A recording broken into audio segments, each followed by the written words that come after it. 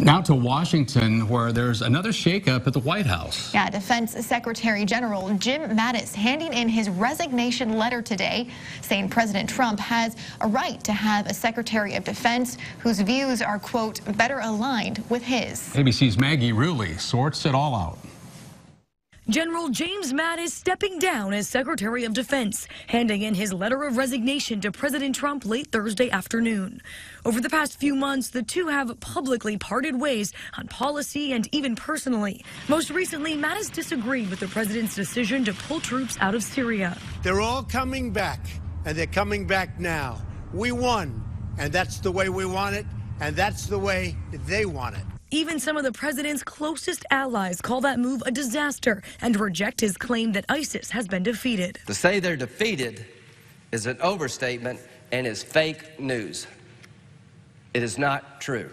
In a letter to the president dated Thursday, Mattis makes it clear he has deep disagreements with the commander-in-chief.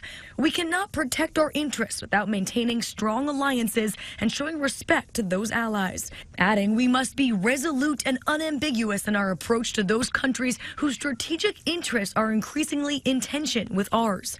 He specifically cites China and Russia, telling Trump, because you have the right to have a Secretary of Defense whose views are better aligned with yours on these and other subjects, I believe it is right for me to step down from my position. President Trump has hinted he and Mattis aren't always on the same page. I think he's sort of a Democrat, if you want to know the truth.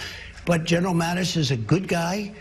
We get along very well. He may leave. I mean, at some point, everybody leaves. The president now tweeting, a new Secretary of Defense will be named shortly. I greatly thank Jim for his service. Maggie Rulli, ABC News, New York. Well, the upcoming departure of Secretary Mattis comes on the same day the president says he's also planning to reduce the number of U.S. troops in Afghanistan. The current force of 14,000 expected to be cut in half. Some troops could arrive home by the end of spring. That's according to U.S. officials.